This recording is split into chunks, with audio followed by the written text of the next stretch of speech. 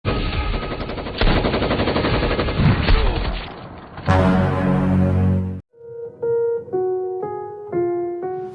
jamaah Asyuton, aka Syudi Nonton, apa kabar? Kembali lagi bersama saya Aden. Bagaimana jika kita terpaksa mendarat darurat di sebuah pulau yang dihuni oleh para pemberontak? Akankah kita mampu menghadapi kebengisan, kesadisan, dan kebrutalan mereka? Itulah sedikit bocoran cerita yang akan kita bahas kali ini. Langsung saja tanpa banyak senda gurau di awal, karena besok saya harus menemui Lisa Blackpink untuk membahas lamaran kerja. Santuikan posisi badan, yuk nonton, dan inilah dia.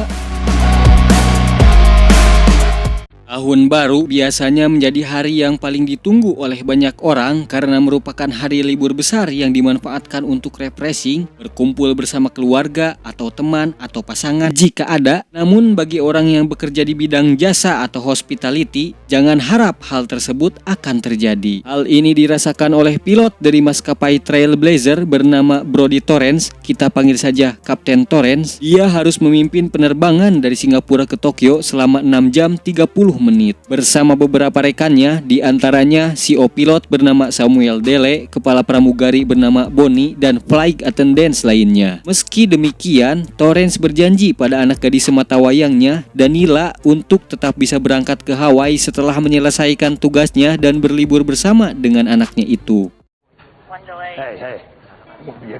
Setelah semua dirasa sudah aman, pesawat pun siap lepas landas. Ada informasi yakni jalur penerbangan yang akan dilaluinya sedang dalam kondisi cuaca yang buruk. Bahkan dalam kondisi paling buruknya, badai besar bisa saja menghantam pesawatnya. Namun pihak maskapai penerbangan yang pastinya lebih ahli dan paham akan hal tersebut mengatakan bahwa itu tidak masalah. Hanya ada 14 penumpang yang ada di dalam pesawat, termasuk salah satu narapidana yang bernama Luis Gaspar. Dia menerima hukuman setelah kasus pembunuhan yang dilakukannya 15 tahun yang lalu, dan polisi menemukannya di Bali dengan memakai nama samaran yaitu Ujang. Rencananya dia akan dibawa ke Amerika setelah transit di Tokyo. Narapidana tersebut dalam pengawasan penuh semua kru penerbangan, termasuk petugas khusus yang akan mengawasinya selama perjalanan. Kita panggil saja dia Martin. Penerbangan pesawat Trailblazer dengan nomor 119 pun dimulai.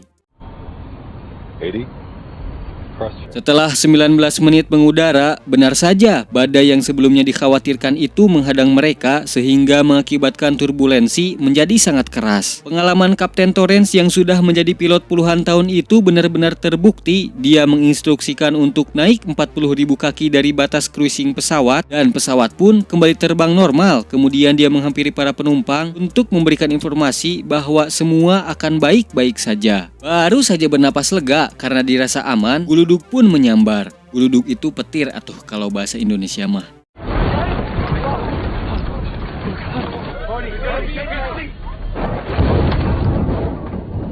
Akibatnya, avionik pesawat tersebut hangus sehingga pesawat pun hilang kendali, radar mati, radio komunikasi mati, pencahayaan mati. Tapi Kapten Torrance paham betul bahwa dengan kondisi yang dialaminya, selain harus bersiap untuk segala kemungkinan, tetapi ketenangan adalah kuncinya. Ya, meski mereka hanya mengandalkan kekuatan baterai darurat yang kemungkinan dapat bertahan hanya 10 menit sebelum mesin pesawat benar-benar mati.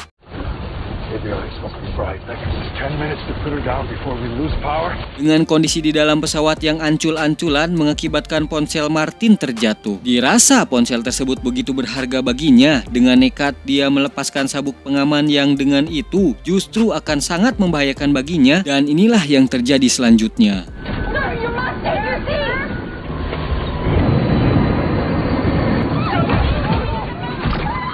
Dengan durasi waktu baterai darurat yang tinggal 3 menit lagi, Kapten Torrance memutuskan untuk mendarat di air karena sejauh mata memandang, untuk saat ini tidak terlihat adanya suatu daratan. Setelah menginstruksikan Bonnie untuk memberitahu para penumpang agar bersiap terhadap apapun yang terjadi dan tetap bersikap tenang, tiba-tiba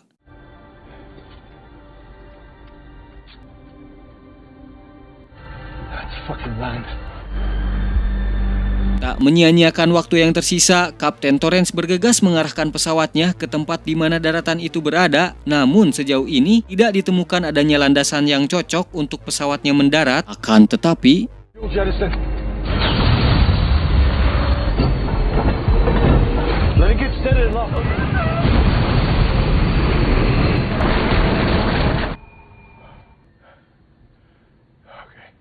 Ya, Kapten Torrens berhasil mendaratkan pesawatnya tepat di sebuah jalan bidang yang ada di sekitar hutan. Tak hanya itu, yang akan membuat Anda tercengang adalah dengan tempat landasan yang seadanya, selain berhasil mendaratkan pesawatnya, dia juga berhasil mendarat dengan keadaan pesawat yang masih utuh, bukti bahwa Kapten Torrens benar-benar ahli dalam mengemudikan pesawat.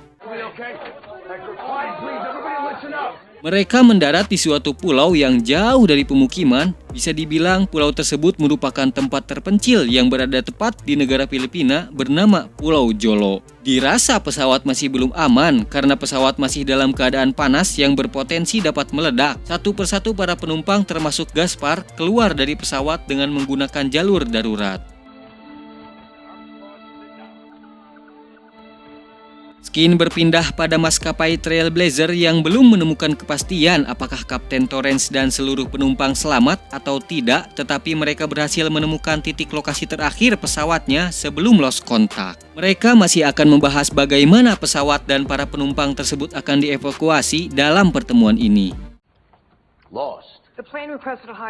Kembali lagi kepada Kapten Torrens, di mana dia sedang mencoba memeriksa keadaan pesawat. Dia memeriksa dari luar sampai ke dalam pesawat, dan ketika berada di dalam pesawat, dia mengevakuasi mayat Martin dan satu anak buah Bonnie. Di sana dia memeriksa tas Martin yang sudah wafat, di mana dia menemukan berkas barang bukti dengan atas nama Luis Gaspar, dan di dalamnya terdapat sebuah pisau militer.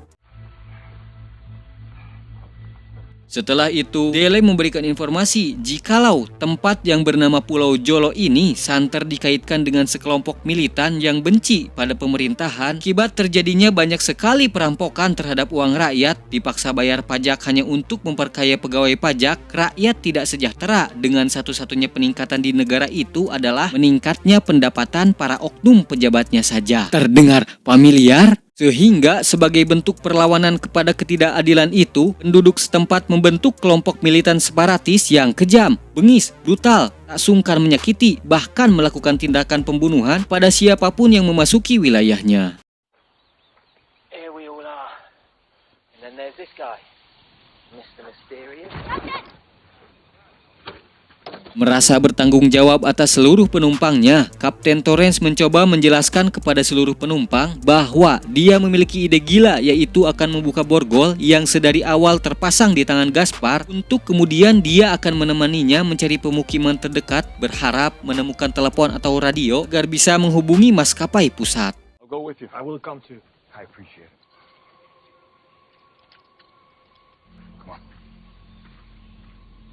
Dalam perjalanan mencari bantuan itu, Kapten Torrens bertanya kepada Gaspar bahwa dia menemukan sebilah pisau militer pada berkas barang bukti, sehingga dia curiga jika Gaspar adalah mantan militer. Pada saat itu pula, Gaspar menjawab dengan jujur bahwa dia memang mantan militer. Dia dituduh sebagai pelaku pembunuhan yang padahal bukan dia pelakunya. Dia hanya salah tempat dan waktu ketika pembunuhan itu terjadi. Di tengah obrolan tersebut, ketika Kapten Torrens melanjutkan pembicaraannya, tiba-tiba See my knife? Sorry, no.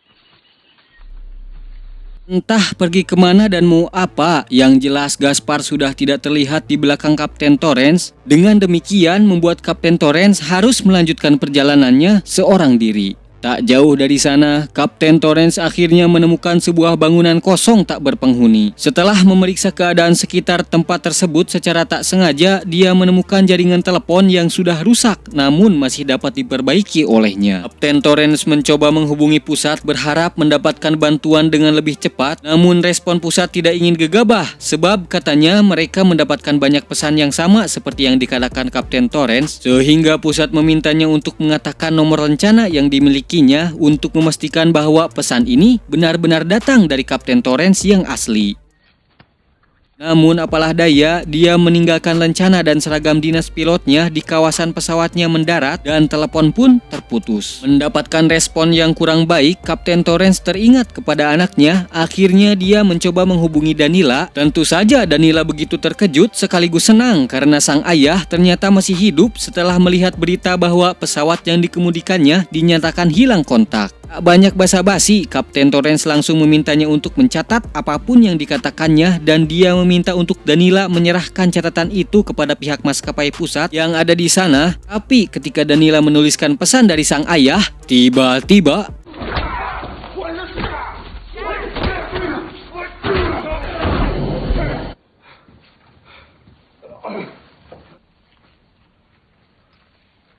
Dan ya, itu adalah Gaspar yang sudah membawa perlengkapan senjata yang entah didapat dari mana. Mereka segera bergegas meninggalkan tempat tersebut. Akan tetapi, ketika sampai di salah satu ruangan, mereka menemukan kamera yang masih bisa digunakan. Kemudian Gaspar melihat file rekaman dari kamera tersebut. Rupanya, rekaman kamera tersebut menunjukkan beberapa orang asing yang telah disandra oleh sekelompok orang tak dikenal. Mungkin hal ini bisa dikaitkan dengan kelompok militan separatis yang sudah diceritakan Dele di awal tadi.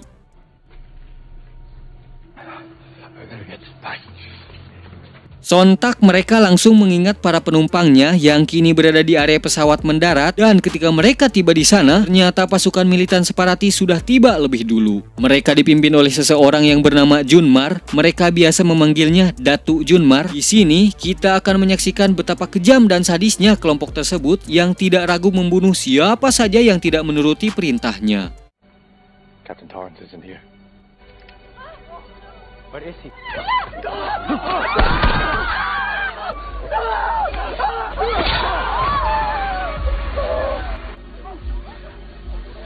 Hingga akhirnya para penumpang dan kru pesawat itu dibawa oleh kelompok tersebut dengan mengendarai sebuah bus. Dan ketika dua orang anak buah Junmar itu sedang memeriksa barang bawaan para penumpang, Kapten Torrance dan Gaspar segera menyerangnya dan menginterogasi salah satu dari mereka.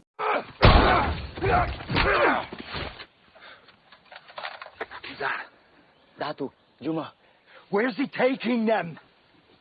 Ramdolid village. Setelah membereskan anak buah Junmar, mereka bisa saja diam dan menunggu tim evakuasi tiba. Akan tetapi, mereka lebih memilih untuk menyelamatkan para kru dan para penumpang. Kapten Torrance dan Gaspar segera pergi ke tempat yang bernama Desa Dandulit. Secara diam-diam mereka menghabisi satu persatu anak buah Junmar. Seperti tak mau kalah brutal dengan Junmar, mereka pun menunjukkan aksinya yang tak segan membunuh orang-orang zolim itu.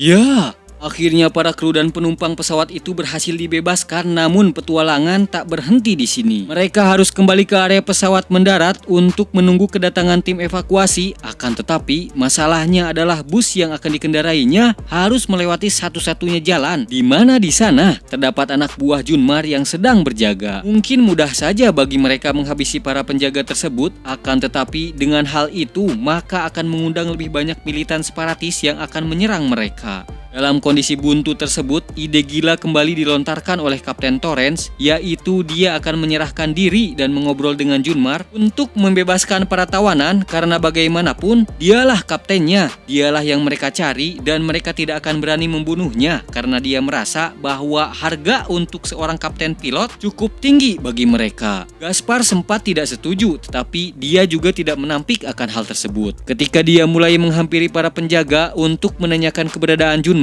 terlihat betapa tidak beradabnya mereka dengan langsung menghajar Kapten Torrance sebelum akhirnya Junmar menunjukkan bebenguknya.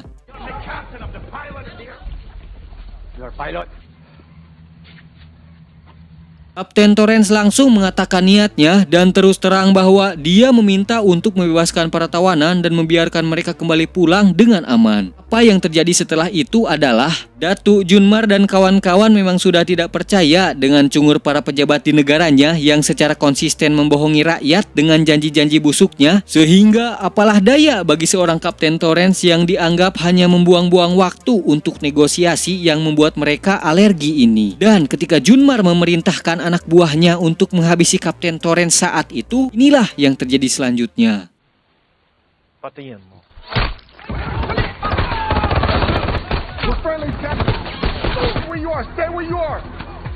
Dan ya, secara bersamaan, tim khusus yang terdiri dari agen swasta milik maskapai pusat Trailblazer telah tiba untuk membantu menyelamatkan mereka semua. Pasukan ini dipimpin oleh seseorang yang bernama Shellback. Ini orangnya. Dia mengetahui keberadaan dan keadaan para penumpang pesawat tersebut karena sebelumnya ternyata Kapten Torrance sempat meninggalkan pesan di dalam pesawat. Langkah untuk mengirimkan agen ini diambil oleh pemilik Trailblazer dan mantan perwira pasukan khusus yang bekerja untuk maskapai dengan didasari karena mengetahui kondisi dari Pulau Jolo. Meskipun pasukan Junmar begitu banyak, akan tetapi pasukan Trailblazer cukup terlatih sehingga bisa membalikan keadaan.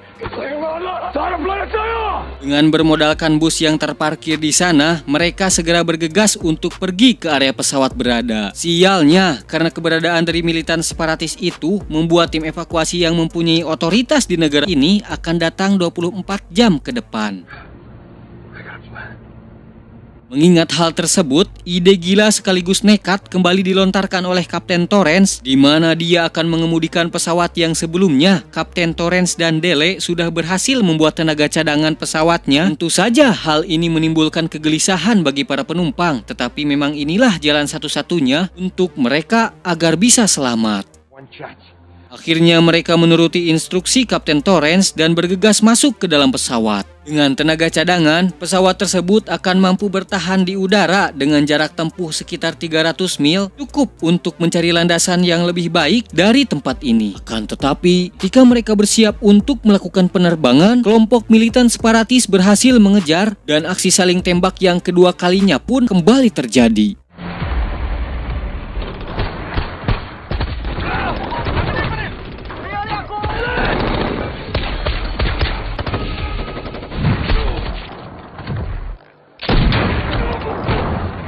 Di tengah kegentingan tersebut, Gaspar memberitahu jikalau dia tidak bisa ikut bersama Kapten Torrance karena kalau dia ikut, sudah pasti dia akan ditangkap dan dimasukkan lagi ke dalam tahanan di Amerika. Kapten Torrance memakluminya, kemudian bergegas masuk ke dalam pesawat sementara Gaspar pergi dengan membawa tas yang dipenuhi banyak uang yang ditemukannya di dekat cadangan peluru.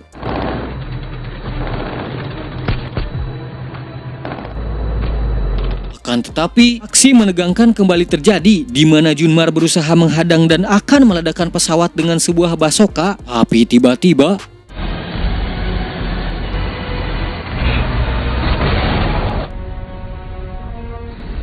ya, pesawat pun akhirnya berhasil lepas landas dan mendarat di Pulau Siasi dengan sedikit ketegangan.